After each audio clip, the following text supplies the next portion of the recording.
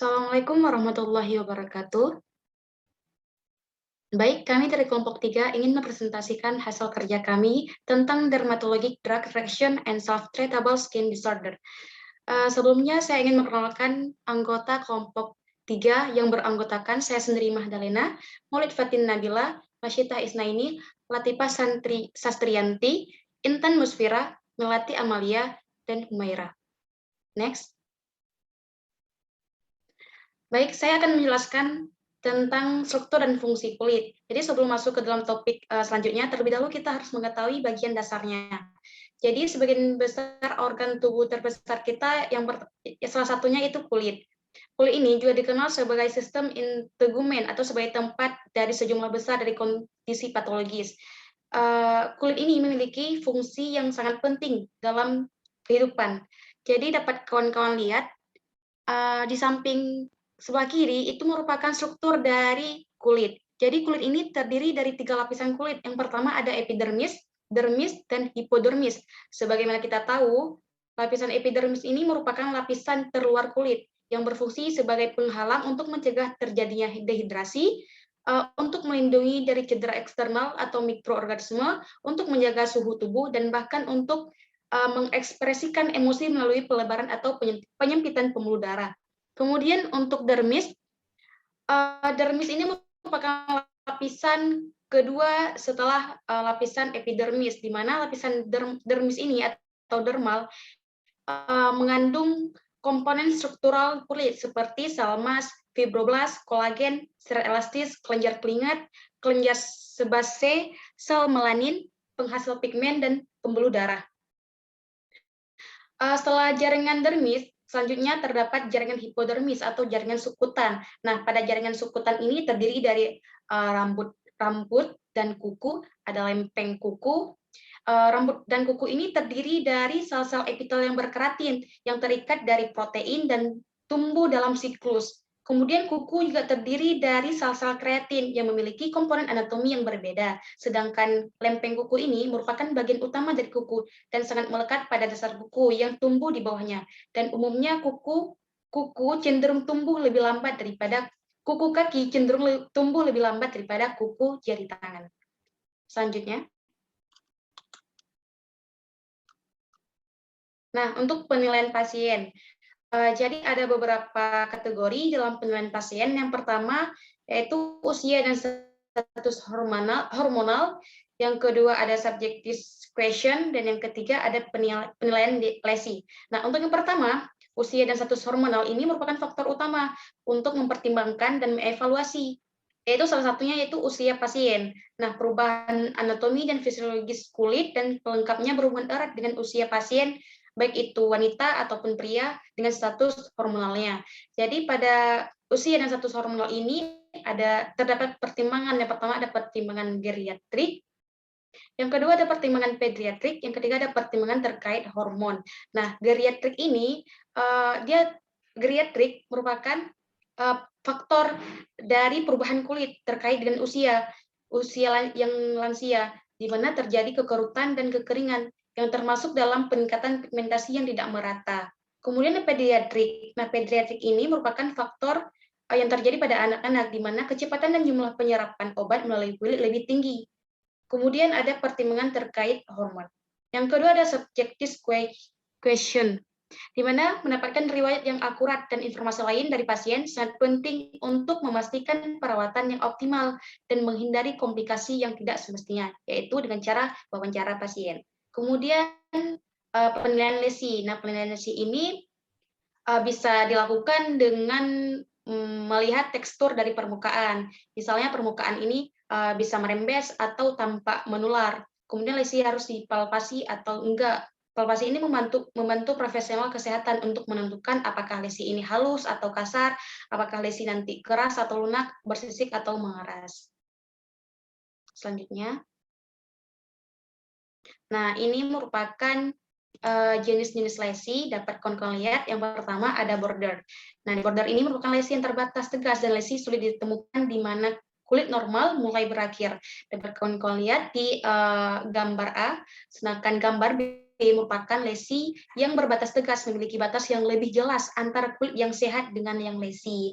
Kemudian yang kedua ada yang lesion and skin color, di mana peningkatan pigmentasi atau warna kecoklatan, hilangnya pigmentasi, kemerahan, pucat, sianosis, dan menguning harus diperhatikan. Warna bisa sangat menunjukkan penyakit sistemik yang mendasarinya. Yang ketiga, ada penilaian kuku, rambut, dan selaput lendir juga harus dilakukan sesuai kebutuhan dan usia. Oke, selanjutnya akan dilanjutkan oleh kawan-kawan. Nah, selanjutnya ada patient assessment.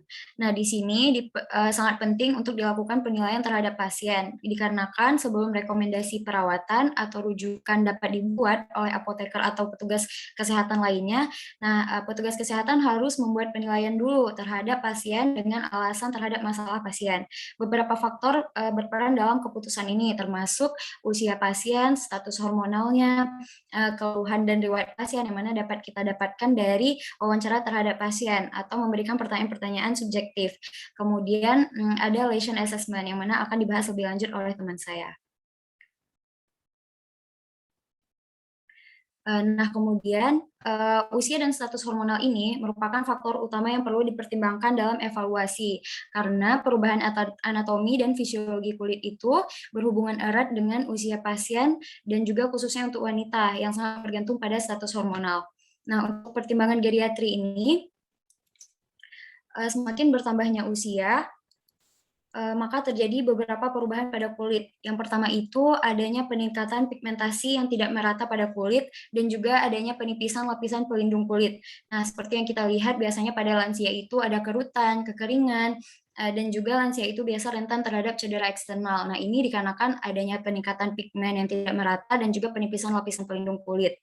Kemudian ada berkurangnya jumlah sel Langerhans sebanyak 50% jumlahnya, yang mana seperti kita tahu sel Langerhans ini fungsinya untuk memberi peringatan imun tubuh saat kulit diserang oleh bakteri atau virus, dan juga faktor-faktor eksternal lainnya yang menyebabkan peradangan di kulit. Nah, jika sel Langerhans ini berkurang 50% jumlahnya, maka dapat menyebabkan berkurang pula kekebalan alami pada kulit yang dapat menyebabkan lansia itu rentan terhadap kanker kulit. Nah, yang ketiga itu terjadinya penurunan vaskularitas kulit. Nah, makanya kita kalau lihat lansia itu cenderung terlihat lebih pucat dan juga jika kita sentuh itu terasa lebih dingin dan bisa menyebabkan kondisi-kondisi tertentu seperti psoriasis, seperti pada gambar yang mana psoriasis ini merupakan adanya ruam-ruam merah pada kulit, terjadi kekeringan pada kulit, dan juga kulitnya itu bersisik. Kemudian ada pemphigoid. Pemphigoid ini luka melepuh akibat adanya gangguan sistem kekebalan tubuh. Kemudian ada seborrhea dan juga ada candidiasis. Kemudian adanya perubahan pada pelengkap kulit, seperti adanya penipisan, adanya tumbuh uban, dan juga kebotakan yang terjadi pada kulit kepala lansia. Kemudian pada wanita adanya pengurangan estrogen yang mana dapat menyebabkan tumbuhnya uban, penipisan kuku, dan juga adanya perubahan warna kuku. Kemudian untuk pediatrik sendiri, kondisi dermatologis yang sering terjadi itu seperti dermatitis atopik. Nah, dermatitis atopik ini biasa dikenal dengan eksim susu, yang mana merupakan salah satu jenis dermatitis akibat peradangan pada kulit. Biasa disertai dengan kulit yang memerah, kering, dan juga pecah-pecah, seperti yang terlihat pada gambar. Kemudian pada anak ini, absorpsi obat melalui kulitnya ini lebih tinggi. Tetapi ada sistem organ yang belum matang. Nah, di sini kemungkinan adanya ketidakamanan saat memetabolisme obat atau mengeluarkan obat. Nah, kemudian pada pediatrik juga sering muncul dermatitis seboroik pada kulit kepala akibat aktivitas kelenjar sebaceus yang belum matang. Nah, dermatitis seboroik ini dikenal dengan psoriasis seboroik. Dia ini biasa memang terjadi pada bayi dan juga umumnya mengenai kulit kepala dan area tubuh yang berminyak seperti punggung, wajah, pangkal paha, serta dada bagian atas. Nah, pada kulit kepala ini menyebabkan kulit berwarna merah, berketombe, dan juga bersisik, seperti yang dapat kita lihat pada gambar. Kemudian adanya muncul rambut baru di wajah, kemaluan, dan area lain pada anak laki-laki dan perempuan. Dan juga adanya peningkatan bau badan dikarenakan anak-anak itu lebih sering beraktivitas dan juga lebih banyak mengeluarkan keringat karena kelenjar sebaceusnya ini lebih aktif. Kemudian untuk pertimbangan hormon sendiri, adanya variasi progesteron dan estrogen yang dapat mengakibatkan gangguan dermatologis. Pada wanita menopause itu cenderung dia memproduksi hiperpigmentasi coklat atau melasma seperti yang dapat kita lihat pada gambar seperti flek-flek hitam. Kemudian wanita yang menjalani terapi pergantian hormon atau kontrasepsi oral juga mengalami perubahan warna coklat non-spesifik pada kulit mereka. Kemudian untuk wanita hamil sendiri, banyak sekali perubahan yang terjadi pada kulit, termasuk adanya hiperpigmentasi areola dan genitalia. Nah, ini hiperpigmentasi bagian lingkar puting yang mana warnanya itu semakin menggelap dan juga melebar. Untuk wanita hamil juga terjadi perubahan seperti melasma, kemudian juga adanya stretch mark atau kelainan lain seperti papula urtikaria pruritus atau dikenal dengan PUPS. Dan wanita yang sedang hamil ini biasanya ada juga perubahan pada rambut mereka, apakah lebih tipis, lebih tebal, lebih lurus, atau lebih keriting. Kemudian ada subjective questioning. Di sini apoteker atau petugas kesehatan memberikan beberapa pertanyaan kepada pasien untuk mendukung dan mendapatkan informasi mengenai keluhan dan riwayat pasien. Nah, pertanyaan yang bisa ditanyakan kepada pasien itu seperti apakah pernah mengalami gejala lain seperti sulit bernafas, demam, atau mual muntah. Karena ketika pasien itu ada ruam atau lesi pada kulit mereka, itu ada potensi anafilaksis atau angiodema. Dan juga ada beberapa obat juga yang menyebabkan reaksi ini. Sehingga jika petugas kesehatan tahu bahwa pasien ini mengonsumsi obat-obatan tersebut yang dapat menyebabkan reaksi ini, maka disarankan untuk menghentikan obat-obatan yang dikonsumsi pasien. Dan juga jika pasien mengalami reaksi lebih parah, seperti sampai kesulitan bernafas, pasien mungkin memerlukan rujukan segera ke fasilitas perawatan darurat untuk mendapatkan perawatan yang tepat. Nah, obat-obat seperti epinefrin, kortikosteroid, prednisolon oral mungkin diperlukan segera. Kemudian pertanyaan yang dapat kita ajukan itu seperti di mana masalah pertama kali muncul dan juga di mana pertama kali terpapar dan apakah itu bersifat menyebar. Nah, ini penting ditanyakan karena kemungkinan adanya lesi yang tidak terlihat oleh petugas kesehatan atau lesinya ini mungkin sumber infeksinya mungkin tertutup. Nah, jika lengan dan kaki dapat menunjukkan ruam, penting untuk menentukan apakah batang tubuhnya itu juga terpengaruh dan dapat mengarah ke lebih banyak penyebab sistemik.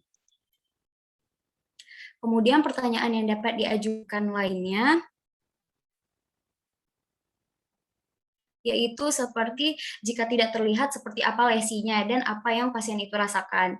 Nah, pasien dapat ditanyai apakah lesi tersebut itu nyeri atau gatal, sehingga petugas kesehatan dapat menilai adanya infeksi yang memerlukan perawatan segera. Nah, jika lesinya itu ada cairan, eritematosa, dan bila disentuh itu terasa hangat, maka kemungkinan area tersebut terinfeksi. Nah, jika lesinya tidak nyeri dan tidak ada gejala lain, kemungkinan kondisi lain yang akan muncul. Lesi dapat dinilai oleh apoteker atau petugas kesehatan lain dengan melihat warna, tekstur, ukuran, dan suhu. Dan juga penting bagi apoteker untuk mencatat setiap perbedaan simetris, misalnya hanya ada di satu sisi tubuh saja. Kemudian pertanyaan yang dapat diajukan lainnya seperti sudah berapa lama lesi itu muncul. Nah, pertanyaan ini penting ditanyakan karena pasien datang dengan kondisi kulit yang sudah dialami untuk beberapa waktu tanpa meminta pertolongan apapun. Nah, pertanyaan ini juga berguna jika penampakan lesinya ini dimulai akibat dari pengobatan tertentu yang dicurigai. Nah, pertanyaan lainnya yaitu apakah lesi berubah dalam ukuran, bentuk, warna, atau konsistensi. Pertanyaan ini juga penting untuk menentukan setiap perubahan yang terjadi pada kondisi tubuh pasien dan memungkinkan untuk mengevaluasi resiko melanoma pasien. Jika adanya lesi kulit yang berubah pada beberapa elemen tersebut seperti ukuran, bentuk, warna, atau konsistensinya, maka harus diperiksa lebih lanjut oleh dokter. Kemudian penting sekali untuk menanyakan kepada pasien sebenarnya apa masalah yang pasien ini keluhkan. Nah, beberapa pasien memiliki beberapa pemikiran tentang sumber masalah mereka. Jadi pertanyaan ini membantu pasien untuk menyatakan pendapat dan juga membiarkan mereka untuk memberitahu petugas kesehatan bagaimana pengamatan mereka mengenai apa yang mereka rasakan.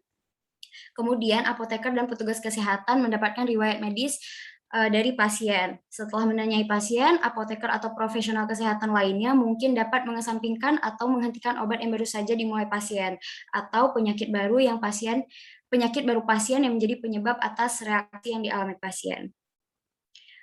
Nah, untuk selanjutnya mengenai lesion assessment akan dibahas oleh teman saya.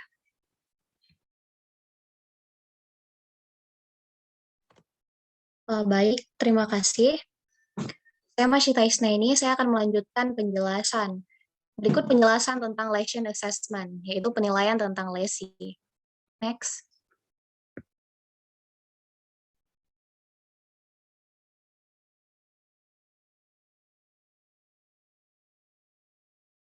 Next. Oke, untuk penilaian lesi dilakukan dengan pemeriksaan permukaan kulit. Karena untuk diagnosa yang tepat itu, dia harus didasarkan pada pengenalan pola lesi. Nah, apoteker atau tenaga kesehatan lainnya harus memahami dan mampu menilai lesi itu. Nah, selain itu, ketika rujukan diperlukan, apoteker atau tenaga kesehatan lainnya harus mampu menjelaskan lesi ke dokter kulit atau dokter lain secara konsisten. Next. Baik, berikut kita lihat macam-macam lesi. Nah, yang pertama dapat kita lihat pada gambar yaitu ada makula. Makula ini adalah jenis lesi datar berbatas tegas dalam berbagai bentuk atau ukuran yang berbeda-beda dari kulit di sekitarnya karena warnanya. Nah, dapat kita lihat kalau misalnya lebih jelas itu di gambar 2, di gambar klinisnya. Kalau di gambar 1 itu untuk yang A, makula hasil dari hiperpigmentasi, artinya warnanya itu tinggi, lebih pekat, brown, coklat ya. Kemudian untuk yang B, hipopigmentasi, warnanya tuh agak pudar, yaitu blue. Kemudian untuk yang C, kelainan pembuluh darah, pelebaran kapiler, dan D itu purpura. Nah, pada gambar kedua dapat kita lihat gambaran klinisnya, makula merah, multiple, artinya banyak, dengan ukuran yang bervariasi juga, ada yang kecil, ada yang besar, dan memucat pada tekanan biaskopi, dan merupakan akibat dari vasodilatasi inflamasi. Next. Yang kedua dapat kita lihat yaitu papula. Nah, papula ini adalah lesi kecil, padat, meninggi, yang biasanya berdiameter kurang dari 1 cm. Nah, sebagian besar papula itu dia menonjol di atas bidang kulit sekitarnya. Nah, untuk yang gambar ketiga ini, papula dapat terjadi dari deposit metabolik di bagian dermis. Dapat kita lihat pada gambar A di bagian dermisnya. Yang B, dari infiltrat seluler dermal lokal. Dan yang C, dari hiperplasia, lokal elemen seluler di dermis dan epidermis. Kemudian pada gambar 4, dapat kita lihat gambaran klinis dua papula. Yang satu di bawah mata, yang satu lagi agak di kanan, di bibir kanan bawah. Nah, itu dia berbentuknya kubah dan jelas terlihat dengan konsistensi yang tegas. Artinya kalau misalnya tegas, dia itu berbeda dengan kulit normal di sekitarnya. Dan warnanya juga agak kecoklatan yang merupakan nevus melanositik dermal. Yang gambar 5 itu ada papula multiple. Multiple artinya banyak, papula itu banyak, berbatas tegas. Jadi kelihatan bedanya yang kulit yang sehat sama kulit yang tidak sehat. Itu artinya tegas. Dan menyatu dengan berbagai ukuran. Ada yang kecil, ada yang besar. Untuk warnanya itu, keunguan kalau misalnya dilihat lebih teliti, permukaannya juga berkilau, dan bagian atasnya itu rata, yang merupakan ciri dari lichen planus. Next.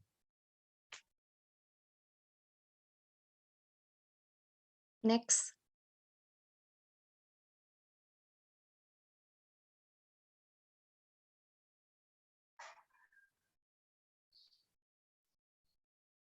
Oke, yang ketiga itu ada plak.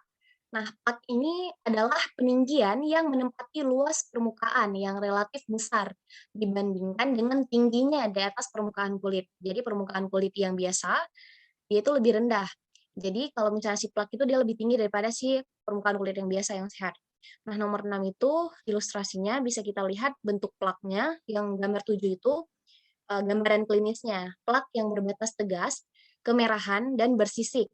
Dapat menyatu untuk menutupi area punggung dan bokong yang luas dengan beberapa regresi di bagian tengah. Jadi dia itu bersisik.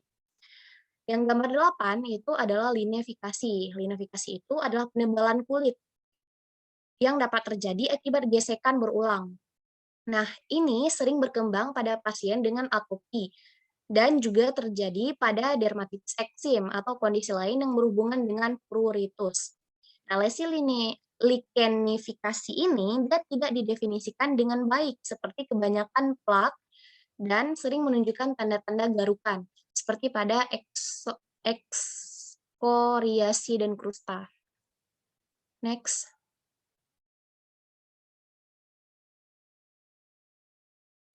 Yang keempat ini ada nodul. Nodul adalah lesi yang teraba, padat, bulat, atau elips. Nah, kedalaman keterlibatan kulit dan atau palpabilitas substantif daripada diameter membedakan nodul dari papula. Nah, yang gambar 9 bisa kita lihat nodul terletak di bagian epidermis yang B-nya atau meluas ke dermis atau jaringan subkutan yang A-nya. Nah, kalau misalnya gambar 10 itu dia gambaran klinis, nodul terlihat sangat berbeda dari kulit asli. Jadi, nodul tegas dengan permukaannya halus dan berkilau. Ada pengerasan kulit sentral yang menunjukkan kerusakan jaringan. Nah, gambar 11 ini juga nodul dengan ukuran yang berbeda, tapi ini metastasis melanoma. Next. Nah, kemudian ada wheals. Wheals itu adalah papula atau plak berbentuk bulat atau datar yang secara khas menghilang dalam beberapa jam. Erupsi yang terjadi dari wheals ini dia disebut urtikaria atau biasanya gatal. Gatal yang seperti biasanya kita rasakan setelah digigit semut gitu. Kemudian yang di gambar 12 ini adalah ilustrasi wheals. Dan gambar 13 adalah wheals atau papula kecil dengan diameter 3-4 mm seperti pada urtikaria cholinergic. Nah, gambar 14 ini bentol yang muncul sebagai plak besar yang menyatu seperti pada reaksi alergi terhadap penisilin atau alergen pencernaan. Next. Vesikel dan bula. Nah, vesikel dan bula ini adalah istilah medis untuk lecet. Nah, vesikel ini dia adalah lesi yang berbatas tegas yang berisi cairan. Jadi di dalam itu terdapat cairan. Sedangkan bula adalah vesikel yang berdiameter lebih besar dari 0,5 cm. Nah, ini di gambar 15 bisa kita lihat vesikel subkornea yang A itu adalah akibat akumulasi cairan. Jadi di dalamnya itu ada cairan, tepat di bawah stratum corneum. Sedangkan yang B itu adalah vesikel spongiotik akibat edema interseluler. Yang gambar 16 ini, beberapa vesikel subkornea tembus pandang sangat rapuh, mudah runtuh, dan demikian menyebabkan pengerasan kulit. Lesi ini adalah impetigo staphylococcus. Next. Nah, untuk yang wheals tadi, itu hanya sebagai contoh pada saat kita digigit semut, seperti itulah contoh kulit kita, lesi pada kulit kita, gitu. Nah, kemudian sekarang langkah-langkah assessment. Bagaimana cara langkah-langkah kita menilai si lesi tersebut? Nah, yang pertama, kita dapat mencatat area yang terlibat. Contohnya wajah, badan, lengan, kaki, dan jumlah lesi, yaitu tunggal atau multiple, seperti yang sudah kita lihat sebelum-sebelumnya. Banyak kan yang multiple, artinya lesinya itu banyak. Kemudian yang kedua, kita dapat mengidentifikasi susunan lesi, seperti misalnya lesi linear, garis, group, berkelompok, melingkar atau anular, dan serpiginous, bergelombang atau menyerupai ular, yang seperti kita lihat tadi bergelombang-gelombang atau bersisik. Kemudian simetris atau asimetris juga harus diperhatikan. Nah, lesi biasanya dia berbentuk asimetris. Next. Kemudian untuk tekstur permukaan lesi itu sendiri, dia dapat kita lihat dengan cara palpasi, artinya perabaan. Nah, palpasi ini dia dapat membantu tenaga kesehatan menentukan apakah lesi itu halus atau kasar, keras atau lunak, atau bersisik, atau juga mengeras. Nah, kecuali jika lesi itu merembes atau tampak menular, maka palpasi itu tidak dapat dilakukan. Next. Nah, untuk ukuran dan perbatasan lesi itu dia biasanya dibatasi dengan diameter kurang atau lebih dari 0,5 cm. Itu biasanya makula atau berdiameter kurang dari sama dengan 1 cm. Itu biasanya papula. Untuk yang lesi yang berbatas buruk atau tidak tegas itu adalah lesi yang sulit ditentukan di mana kulit normal dan juga lesi. Nah, sedangkan lesi yang berbatas tegas memiliki batas yang lebih jelas antara kulit yang sehat dan lesi. Jadi yang berbatas tegas itu terlihat perbedaannya antara lesi dengan kulit yang sehat. Kalau misalnya berbatas buruk atau tidak tegas, itu sulit dibedakan. Itu dapat dilihat pada gambar 7 yang tidak tegas dan gambar 10 yang tegas. Next. Untuk lesi dan warna kulit, nah lesi ini dia harus diperiksa untuk variasi dari dominan warna kulit pasien. Nah, peningkatan pigmentasi misalnya seperti tadi warna kecoklatan dan hilangnya pigmentasi seperti warna biru, kemerahan, eritema, pucat, sianosis yang kebiruan, dan menguning harus diperhatikan. Kenapa? Karena warna bisa sangat menunjukkan penyakit sistemik yang mendasarinya. Misalnya, anemia. Anemia dan berkurangnya aliran darah dapat mengakibatkan berkurangnya kemerahan pada kulit. Nah, kemudian sianosis dapat mengindikasikan, sianosis warna kebiruan, yaitu dapat mengindikasikan berkurangnya aliran darah ke jantung, atau dapat kita tandai penyakit paru-paru. Kemudian penilaian lain seperti kuku, biar juga harus dilakukan sesuai dengan kebutuhannya. Next. Baik, sekian dari saya. Terima kasih saya ucapkan. Kemudian untuk infeksi kulit akan dijelaskan oleh teman saya. Baik, untuk selanjutnya infeksi kulit. Next. Nah, infeksi kulit adalah kata umum yang menunjukkan peradangan ruam eritematosa. Banyak jenis dermatitis telah dijelaskan. Yang paling umum itu adalah dermatitis atopik dan dermatitis kontak. Meskipun dermatitis atopik itu dapat terjadi pada semua usia, hal ini paling sering terjadi pada bayi dan anak-anak, sehingga akibatnya usia juga dapat menjadi pengidentifikasi penting dalam membedakan antara dermatitis atopik dan kontak. Dermatitis atopik juga sering dikaitkan dengan peningkatan kadar imunoglobulin E dan riwayat keluarga penyakit atopik seperti dermatitis, rinitis alergi, dan juga asma. Next. Yang pertama ini ada dermatitis kontak. Dermatitis kontak ini merupakan kondisi di mana peradangan kulit akut dan peradangan kulit kronis yang dihasilkan dari kontak pemicu faktor dengan kulit. Biasanya dermatitis kontak itu dapat dibagi lagi menjadi dua kelompok, yaitu alergi dan iritan. Tergantung pada apakah penyebabnya. Apakah dia penyebabnya antigen untuk alergen dan atau iritan. Seperti zat organik. Pada alergi, zat antigenik memicu sel Langerhans dan respon imunologisnya menghasilkan reaksi alergi pada kulit, terkadang beberapa hari kemudian. Dermatitis kontak, iritan lebih mungkin terjadi akibat reaksi dalam beberapa jam setelah terpapar. Meskipun gejala dari kedua jenis dermatitis kontak ini umumnya serupa, namun jenis alergi dapat menyebabkan erosi yang lebih serius atau pustula yang keluar. Berikut merupakan daftar agen penyebab umum untuk dermatitis kontak, yaitu dari wangian, penyedap rasa, karet, logam, perekat, lem, plastik, formaldehid seperti pakaian atau cat kuku, lanolin atau wol, neomisin sulfat, nikel seperti perhiasan, campuran paraben, timerosal, juga urosiol atau seperti resin yang ditemukan di potion EV, OAK, dan juga sumak, dan juga terdapat dari pengawet. Next.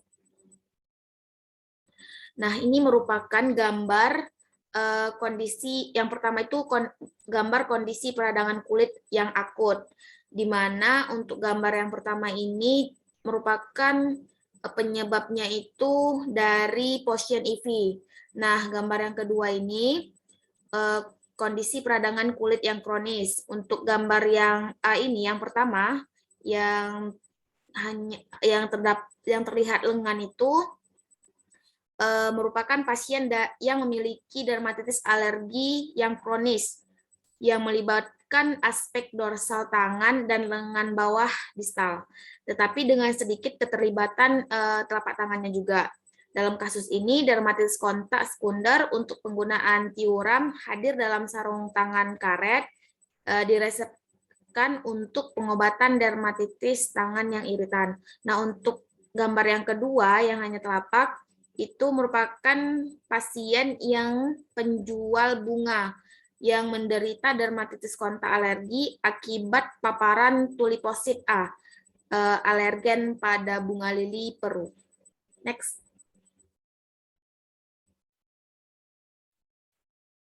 Nah, untuk pengobatannya, pengobatan tahap awal itu harus selalu fokus pada identifikasi dan penghilangan agen penyebab. Jika hal ini tidak memungkinkan, pasien harus disarankan untuk menghindari paparan terhadap agen yang paling dianggap mungkin bertanggung jawab atau agen yang menjadi penyebabnya. Nah, untuk tujuan kedua pengobatannya itu menghilangkan gejala, di mana produk-produk yang meredakan gatal, menghidrasi kulit, dan mengurangi tangisan lesi akan segera meredakannya. Bentuk sediaan topikal ditentukan oleh stadium peradangan. Nah, pada tahap akut, pembalut basah lebih disukai karena salep dan krim lebih mengiritasi jaringan. Astringen seperti aluminium asetat, larutan burau, atau witch hazel mengurangi tangisan dari lesinya, mengeringkan kulit, dan meredakan gatal. Nah, agen ini diterapkan sebagai dressing basah dan tidak boleh digunakan lebih dari 7 hari. Untuk dermatitis kronis, pelumas emolien atau pelembab harus diterapkan setelah mandi. Untuk pembersih bebas sabun dan produk yang mengandung oatmeal koloid juga berkontribusi untuk mengurangi rasa gatal dan menenangkan kulit. Jika reaksi pasien tidak mereda dalam beberapa hari atau terjadi penyebaran yang lebih lanjut, pasien itu harus dirujuk untuk mendapatkan resep dokter atau spesialis tindak lanjut. Dan untuk terapi resep dengan kortikosteroid topikal yang lebih kuat dan kemungkinan semburan kortikosteroid yang oral. Next. Baik, selanjutnya akan dilanjutkan oleh teman saya, Maulid. Baik, jadi di sini saya akan menjelaskan terkait dengan dermatitis seboroid. Nah, dermatitis seboroid atau yang juga umum disebut sebagai psoriasis seboroid atau eksim seboroid atau cradle cap pada bayi, ini merupakan penyakit kulit yang umumnya mengenai kulit kepala dan area tubuh yang berminyak, seperti punggung, wajah, dahi, ketiak, mangkal paha, serta dada bagian atas. Nah, letak dermatitis seboroid yang paling banyak dialami yaitu pada kulit kepala, sebesar 50% dari populasi. Pada kulit kepala, penyakit ini dapat menyebabkan kulit berwarna merah, berketombe, dan bersisik. Walaupun banyak faktor yang diduga sebagai penyebab dari dermatitis seboroid ini, namun hanya didapatkan 3 faktor utama, yaitu sekresi glandula sebacea atau seborea, keberadaan mikroba jamur malassezia, yaitu ini merupakan efek dari mikrobial, dan kerentanan individu, yaitu gangguan sistem kekebalan tubuh. Nah, prevalensi relatif dermatitis seboroid di dunia itu mencapai 3-5%. Berdasarkan hasil survei terhadap 1.116 anak-anak di Indonesia yang mencakup semua umur, itu didapatkan prevalensi dermatitis seboroid ini adalah 10% pada anak laki-laki dan 9,5% terjadi pada anak perempuan. Nah, dengan demikian dapat disimpulkan bahwa dermatitis seboroid ini lebih rentan terhadap anak laki-laki. Data dari Riset Kesehatan Dasar pada tahun 2008 itu menyatakan bahwa prevalensi dermatitis di Indonesia itu sebanyak 6,8% dan tersebar di 14 provinsi yang mempunyai prevalensi dermatitis, yaitu Aceh, Sumatera Barat, Bengkulu, Bangka Belitung, Lampung, DKI Jakarta, Jawa Barat, Jawa Tengah, daerah Istimewa Yogyakarta, NTT, Kalimantan Tengah, Kalimantan Selatan, Sulawesi Utara, Sulawesi Tengah, dan Gorontalo. Next. Nah, berikut adalah gambaran klinis dari tempat-tempat yang biasanya itu terkena dermatitis seborrheic, yaitu ada di daerah kepala, di daerah wajah, di daerah telinga, dan di daerah punggung. Dan gambar paling bawah sebelah kanan ini merupakan gambar nodul yang terletak di epidermis, di mana gambar berikutnya ini itu meluas ke dermis atau jaringan seputar, itu seperti gambar A. Next. Nah, terapi untuk dermatitis seborrheic ini. Nah, terapi untuk dermatitis seborrheic ini memiliki 4 tujuan utama, yaitu melonggarkan dan menghilangkan fisik, mencegah kolonisasi jamur, yaitu melasthenia tadi, mengendalikan infeksi sekunder, dan mengurangi gatal dan eritema. Menariknya, penyakit ini biasanya tampak membaik dengan cuaca yang lebih hangat dan memburuk ketika udara lebih dingin. Banyak agen topikal itu digunakan untuk mengelola dermatitis seborrheic. Itu bergantung pada area tubuh mana yang terkena. Nah, orang dewasa dengan dermatitis seborrheic pada kulit kepala itu dapat diobati dengan kortikosteroid topikal 2 kali sehari. Nah, penggunaan kortikosteroid ini juga sering digunakan bersama dengan sampo yang mengandung selenium sulfida, tar batu bara, atau asam salisilat untuk membantu melonggarkan fisik. Inhibitor calcineurin topikal seperti salep tacrolimus dan krim pimecrolimus itu memiliki sifat fungsida dan antiinflamasi dan dapat digunakan untuk kulit kepala atau wajah yang terkena dermatitis seborrheic. Nah, selain terapi di atas, beberapa upaya perawatan di rumah juga dapat dilakukan untuk mengendalikan peradangan ini, yaitu yang pertama tidak menggaruk bagian tubuh yang terkena dermatitis seborrheic karena ini akan memperparah iritasi serta meningkatkan resiko terjadinya infeksi. Nah, yang kedua, mandi dan keramas secara teratur, serta bilas sabun atau sampo yang digunakan sehingga benar-benar bersih dan gunakan pelembab jika diperlukan. Nah, kemudian tidak menggunakan sabun atau krim pencukur pada wajah karena itu dapat memicu iritasi kulit. Nah, yang terakhir adalah menggunakan baju dengan bahan katun yang halus untuk mengurangi iritasi di permukaan kulit. Next.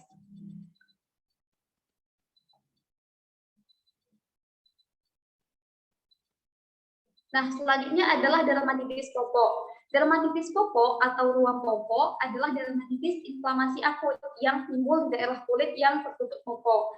Nah, kelainan kulit ini terjadi di daerah yang sering tertutup popok, yaitu pada bokong sekitar anus, paha sebelah dalam, daerah kelamin, dan perut bagian bawah. Kondisi ini mengakibatkan bercak erythematosa, erosi kulit, vesikel, dan ulcerasi yang dapat dilihat pada orang dewasa yang mungkin memakai popok untuk inkontinensia. Nah, penyebab dermatitis popok itu bersifat multifaktorial. Kelembaban yang tinggi dan penggunaan popok yang lama itu mengawali terjadinya dermatitis popok. Di antara berbagai faktor penyebab seperti faktor fisik, kimiawi, enzimatik, dan biologik seperti kuman, feses, maupun urin, dan popok itu sendiri itu sangat perlu dipertimbangkan. Peningkatan kelembaban kulit itu akan mempermudah kerusakan kulit akibat gesekan kulit dengan popok. Kelainan yang paling banyak ditemukan pada individu yang menggunakan popok adalah dermatitis popok iritan dan dermatitis popok candida, yaitu yang disebabkan oleh jamur Candida albicans. Nah, popok yang basah itu akan mengakibatkan perubahan lapisan tanduk kulit sehingga mempengaruhi fungsi saraf kulit dan meningkatkan pertumbuhan mikroba. pH kulit yang lebih tinggi itu akibat kontaminasi feses dan meningkatnya aktivitas serta sifat iritan enzim di dalamnya sehingga menyebabkan perubahan kulit sehingga mudah dilalui berbagai zat. Nah, perubahan fungsi saraf kulit ini mengubah flora normal dan meningkatkan pertumbuhan jamur Candida albicans. Dermatitis popok yang disebabkan oleh jamur ini itu ditandai dengan kelainan kulit yang bertambah merah dan basah, terbatas tegas, berskuama disertai pustul yang berkonfigurasi satelit. Keadaan ini mudah mengalami infeksi oleh bakteri terutama Staphylococcus aureus sehingga gejala kemerahan akan lebih hebat, lebih bermuka dengan titil-titil dan lepuh-lepuh disertai pus dan krusta. Next.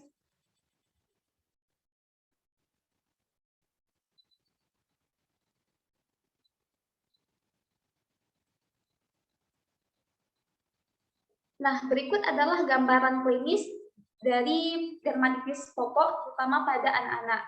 Nah, di bawah ini merupakan wheals, yaitu papula atau plak yang berbentuk bulat atau datar yang secara khas itu akan menghilang dalam beberapa jam.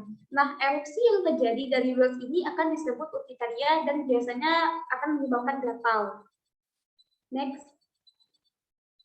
Nah, terapi. Pengobatan dermatitis pokok itu dapat dilakukan sesuai dengan urutan ABCDE, yaitu ear, udara, barrier ointment, yaitu salep pelindung, cleansing and anti-candidal treatment, pembersih, dan pengobatan anti-candida, dieper, pokok, dan education, pendidikan dan pengarahan terutama kepada orang tua yang memberikan pokok pada anaknya.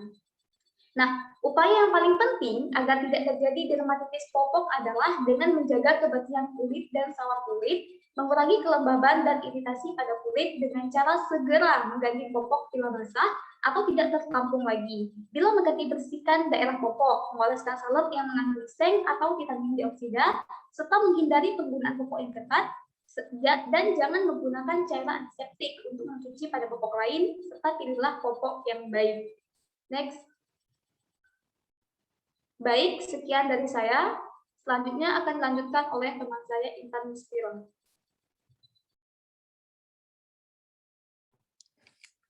Baiklah, saya akan melanjutkan drug-induced skin disorders. Next. Jadi, yang pertama ada gangguan kulit yang diinduksi obat. Reaksi obat, yang pertama ada reaksi obat terhadap kulit. Jadi, erupsi makulopapuler merupakan bentuk reaksi erupsi obat yang paling umum. Lesinya cenderung menyerupai lesi campak. Erupsi obat itu merupakan reaksi alergik yang timbul di kulit akibat pemberian obat. Erupsi ini tergolong muncul dalam beberapa jam hingga 3 hari setelah konsumsi obat, atau terlambat, muncul hingga 9 hari setelah paparan. Sebagian besar reaksi menghilang dalam beberapa hari setelah penghentian obatnya. Jadi, kortikosteroid topikal dan antihistamin oral dapat meredakan pruritus. Pada erupsi parah, kortikosteroid sistemik jangka pendek mungkin diperlukan. Jadi, reaksi erupsi obat tetap biasanya muncul sebagai eritematosa atau lesi bulat atau oval. Erupsi obat tetap itu merupakan reaksi alergik kulit yang khas. Munculnya berulang di tempat yang sama pada paparan ulang obat. Meskipun lesi dapat muncul di mana saja, daerah mukosa mulut atau genitalia adalah tempat yang paling umum. Jika pasien menggunakan obat lagi, reaksi obat cenderung berulang dalam waktu 30 menit sampai 8 jam setelah pemberian ulang di lokasi yang sama. Kemudian ada pengobatan reaksi obat tetap meliputi penghilangan agen penyebabnya. Tindakan terapeutik lainnya termasuk penggunaan kortikosteroid, antihistamin untuk meredakan gatal, dan mungkin kompres air dingin ke daerah yang terkena. Erupsi obat yang diinduksi matahari cenderung tampak mirip dengan sengatan matahari dan hadir dengan eritema, papula, edema, dan kadang-kadang pembentukan vesikel. Jadi ada fotosensitivitas. Fotosensitivitas itu dibagi lagi menjadi fototoksisitas dan fotoalergi. Fototoksisitas itu didefinisikan sebagai reaksi non-imunologis, sedangkan fotoalergi itu melibatkan mekanisme imunologis dan jauh lebih jarang terjadi daripada fototoksisitas. Obat umum yang terkait dengan reaksi fotosensitivitas termasuk fluoroquinolone, obat antiinflamasi non-steroid, fenotiazin, antihistamin, estrogen, progestin, sulfonamid, sulfonyl urea, diuretik tiazid, antidepresan, trisiklik. Biasanya pasien dapat mencapai resolusi gejala dengan menghentikan pengobatan. Next. Berikut merupakan tipe obat gangguan kulit yang diinduksi oleh obat. Tipe gangguan kulit yang diinduksi obat yang pertama contohnya ada erythema multiformis. Erythema multiformis ini merupakan gangguan kulit yang dipicu oleh infeksi dan obat-obatan yang ditandai dengan lesi pada bagian tubuh. Jadi selaput lendirnya tidak ada, obat yang terlibat dalam erythema multiformis ini seperti antikonvulsan, sulfonamid, antibiotik, allopurinol, obat antiinflamasi non-steroid, serta dapson. Treatmentnya itu treatmentnya suportif. Suportif itu perawatan suportif termasuk pemberian glukokortikoid sistemik sampai semua gejala penyakit menghilang. Kemudian ada sindrom Stevens-Johnson. Target pola lesinya itu tersebar luas. Selaput lendirnya itu ada. Obat yang terlibatnya sama seperti erythema multiformis. Treatmentnya itu pemberian immunoglobulin secara intravena. Kemudian ada nekrolisis epidermal toksik. Nekrolisis epidermal toksik ini merupakan reaksi hipersensitivitas pada kulit yang umumnya dipicu oleh pemakaian obat. Nekrolisis epidermal toksik ini pola dan distribusi lesinya itu nekrolisis epidermal. Selaput lendirnya ada, obat yang terlibatnya sama seperti erythema multiformis, dan perlakuan pendukungnya itu sama seperti sindrom Stevens-Johnson. Kemudian selanjutnya ada pseudoporfiria. Pseudoporfiria ini ditandai oleh lepuhan, kerapuhan kulit, luka gores, dan mudah lebam. Gejala ini dikaitkan dengan penggunaan tetrasiklin, furosemid, dan naproxen. Kemudian ada pemphigus. Pemphigus ini merupakan penyakit autoimun dengan manifestasi klinis berupa bula pada kulit dan mukosa. Bula itu merupakan gelembung berisi cairan. Selaput lendirnya ada. Kemudian obat yang terlibatnya itu seperti vancomycin dan lainnya. Kemudian ada yang terakhir pemphigoid bullosa. Pemphigoid bullosa ini penyakit langka yang menyebabkan timbulnya lepuhan besar dan berisi cairan. Bulanya itu tersebar. Next.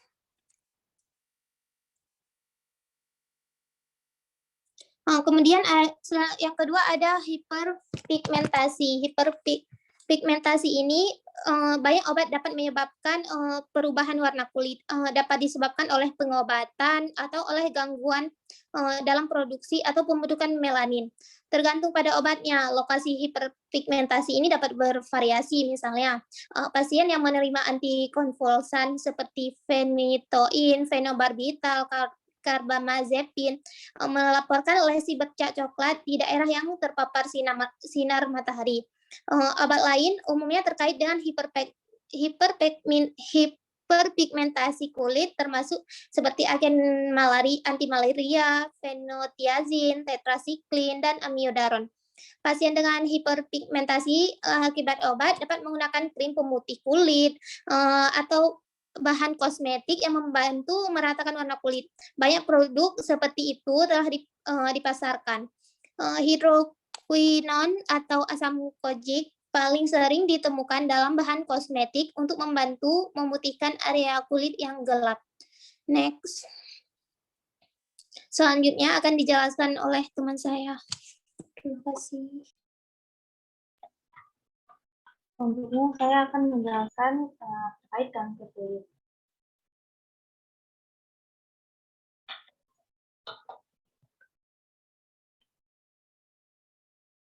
Keratosis aktinik adalah keratinosit abnormal yang berkembang sebagai respon terhadap paparan radiasi ultraviolet yang berkepanjangan, yang akan mengakibatkan lesi. Kemudian lesi ini dapat berkembang menjadi karsinoma sel squamosa atau sel basal. Dan adanya lesi yang mencurigakan adalah salah satu alasan utama pasien mencari perhatian medis untuk gangguan dermatologis. Keratosis aktinik biasanya muncul sebagai papula erythematosa yang berukuran kecil 2-6 mm yang terasa datar, kasar, atau bersisik saat dipalpasi. yang cenderung ditemukan di daerah yang terpapar sinar matahari secara kronis sehingga seperti bagian atas tangan, kepala, leher, bagian bawah lengan. Pasien dengan keratosis aktinik ini biasanya berusia lanjut dan memiliki kulit yang cerah, mata berwarna terang, bintik-bintik, dan riwayat paparan sinar matahari yang signifikan, dan mudah terbakar sinar matahari. Karena keratosis aktinik ini kemungkinan disebabkan oleh radiasi ultraviolet, tindakan pencegahan matahari, terutama di masa kanak-kanak. Keratosis aktinik ini diperlukan dengan nitrogen cair yang akan menghilangkan keratosis aktinik yang terpengaruh. Terapi lain yang sering digunakan yaitu 5-fluorouracil topikal. Pasien yang diberikan terapi ini harus diberikan konseling dengan benar karena eritema yang signifikan, erosi, pengerasan kulit, dan bahkan ulcerasi biasanya terjadi selama pengobatan.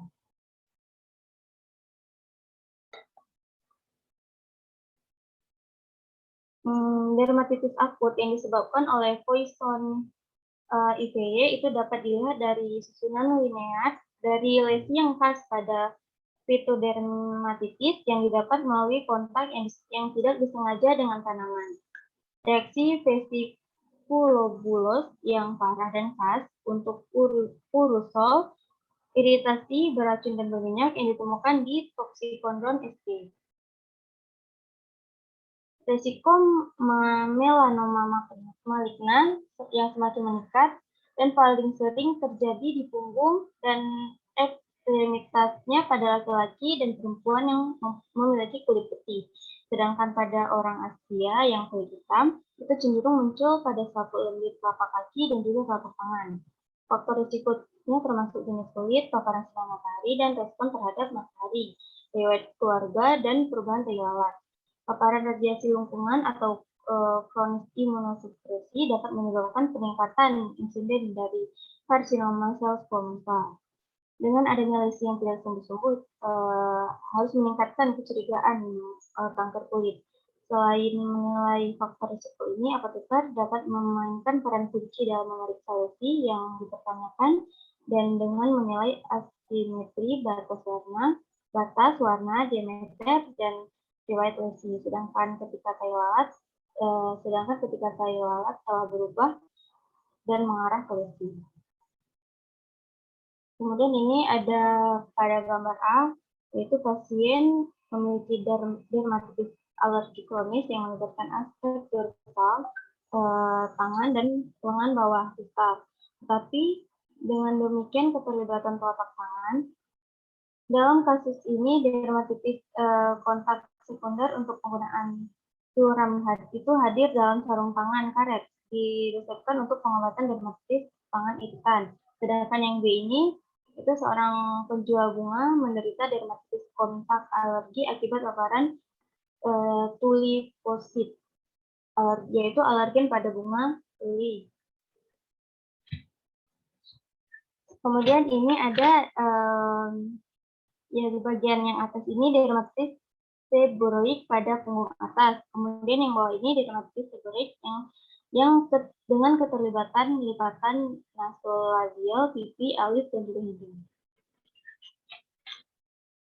Pada gambar atas ini ditunjukkan pada pasien memiliki pigmen abu-abu akhir yang diinduksi amiodaron yang mencolok pada wajah. Warna biru yang disebabkan oleh pengendapan pigmen coklat di dermis terkandung dalam makrofag dan sel-sel endotel. Pada gambar yang sebelah kanan atas ini, itu menunjukkan kasus karsinoma sel squamosa yang harus dibedakan dalam diagnosis dari chondrodermatitis nodularis mellitus yang tidak seperti karsinoma. Pada gambar yang pertama ini, terjadi kerusakan parah akibat sinar matahari pada wajah yang menunjukkan telangiektasis dan keratosis aktinik pada berbagai tahap perkembangan, termasuk makula datar, merah muda, dan papula hiperkeratosis. Dan pada gambar A dan B ini, Yang A menunjukkan karsinoma sel basal tipe nodular dan yang B menunjukkan karsinoma sel basal nodular yang mengalami ulcerasi. Dan pada kedua gambar ini yaitu dua melanoma yang menyebar superficial menggambarkan ABC melanoma di mana A asimetri itu ditandai dengan letak lesi tidak simetri dan sering memiliki batas yang tidak teratur, sedangkan yang B ini perbatasan dapat dilihat dari batas yang sangat tidak teratur, tidak rata, dan beropuk. Sedangkan yang C dilihat dari warna, di mana warnanya beraneka ragam dan nuansa yang berbeda dari coklat dan hitam. Sedangkan yang B bisa dilihat dari diameternya. Diameternya biasa lebih dari 6 mm pada melanoma, tetapi tidak selalu. Terima kasih, mungkin hanya ini sekian dari kelompok kami. Assalamualaikum warahmatullahi wabarakatuh.